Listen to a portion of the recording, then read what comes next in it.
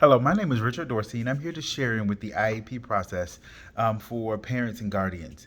So first, I want to start out by explaining exactly what IDEA is. So IDEA is the Individuals with Disabilities Act, is a law that makes available a free appropriate public education to eligible students with disabilities throughout the nation and ensures special education and related services to those children. Ideally, the IDEA governs the actions taken by the state to provide related services, including interventions for those students with disabilities ranging from infants all the way to late adolescence, excuse me. So, the parent, guardian, and student involvement in the IEP process. Parents have a right to join the IEP meeting, the IEP team, as well as to help make decisions to decide on what services will be rendered to their child. It's at the parent's discretion whether the child is able to attend or not. I know a lot of times the child is offered the opportunity to attend, and they can attend as long as the parent and the rest of the team are okay with it. The referral process. The referral process is very simple. As a teacher, when I notice situations or characteristics of disabilities or things that may raise red flags concerning my students, I am held liable to put in a referral with a special educator, or talk to a school psychologist, or talk to my administrator and talk to the parent to get that child, see if we can get that child evaluated for an IEP. Parents are also able to put in a referral to the school if they believe that their child is dealing with some type of disability or some type of needing some type of additional assistance, and they can put in a referral in writing. The evaluation. The evaluation process takes about 60 days. Once that process gets started, students will be evaluated in every area of life, such as health, their vision and their hearing, social emotional status, general intelligence, as well as academic performance, communicative status, and motor abilities. The evaluation is a series of testing that happens so that we can identify what the disability is, what the issues are, and possibly come up with the reason why it's going on and come up with a solution for the problem. When I go back to the components of the IEP, the components of the IEP, there's several of them, and each one of these components speak to the disability, from where it starts. It looks at all the information that's been gathered. It looks at the whole evaluation process, and it brings all that together to form a document, a legal binding document that says that we can give these services to the student to improve their behavior, improve their academics, or both. So the components of it is we have the present levels, which are the current performance for the student. What is the current performance of the student?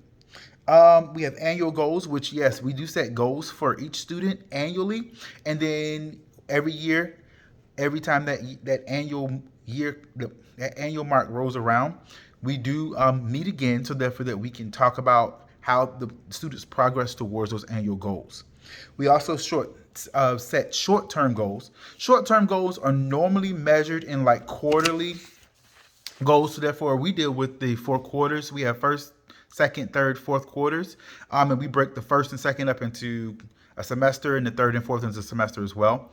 But in those quarters, we do issue out as teachers progress reports. Sometimes, depending upon the student, we'll issue out a weekly progress report to help make sure that that student is on track and to assist the special educator in making sure that they have the right information that they're reporting for their reports. We have, of course, so that was progress reports. Then we have special education. So special education are all those services, related services, and supplements that are provided. I know in my class, I have students that have to have a calculator. So therefore, I have calculators on hand to give those students. We have students that must have measurement tools. So when we're doing measurement, I have tools on hand to give them that. That also includes like those related services and supplements also includes reducing the number of questions. those kind of things. So therefore, we have that stuff. And then we have what's called related services. These are additional services that are provided with the special education. We have supplementary aids and services. Those are the aids and services used to improve learning and participation across all settings.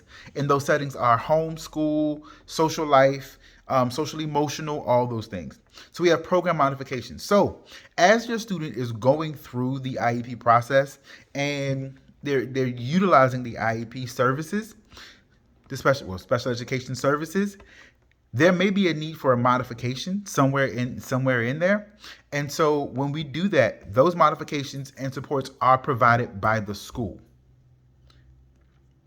You have an extent of non-participation, and that is the level of participation for the student in the regular classroom.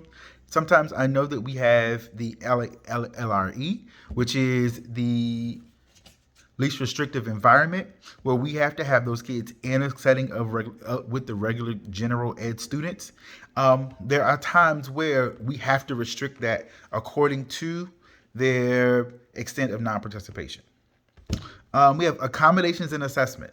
This is a good one because quarterly, our students do take benchmarks, and we also use that to add into their progress. So when we have accommodations, those students are allowed to go to separate rooms. Even when you're taking a regular exam, those students may be allowed to go to separate rooms, go to the special ed office or wherever, or have a reduced environment where it's several kids that are in the room with them that share in disabilities or that share in special ed as a whole. So service delivery. Service delivery is the how, the what, the when, and where the student receives their services. We have transition planning. Transition planning basically gives you what's next. It's the point of the IEP when we determine what's next. When that child reaches the age of 16, we now have to come up with a plan of what's next for that student after the secondary education experience. Then we have age of majority. So that's the age when the student is considered as an adult according to the governing state law. So some states say that kids become adult at the age of 18. Some may say that kids become an adult at the age of 21. Whatever that governing state says is the age of majority. So expectations for ongoing communication between the teacher, school, and parent, guardian to support the development and achievement of the student. It is expected of us as teachers to keep an open line of communication with the parents, keep an open line of communication with the special educator, keep an open line of communication with the administration, so that we can all stay on top of the progress of the student.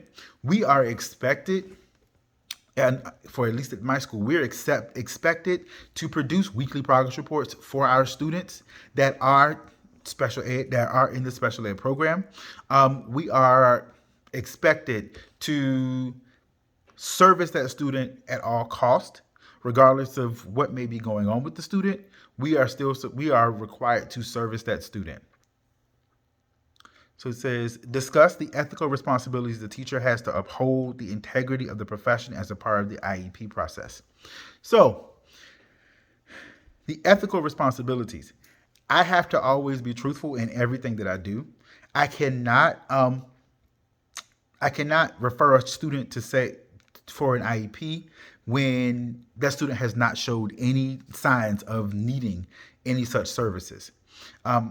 I can't deny a student who has an IEP or any student, period, from giving them their services. That's against the law. So my responsibilities is to always be there to help my students, always there to answer their questions, to answer parents' questions, to be available for parents, to be available for administration, to ask me anything that they may think is going on or they may see.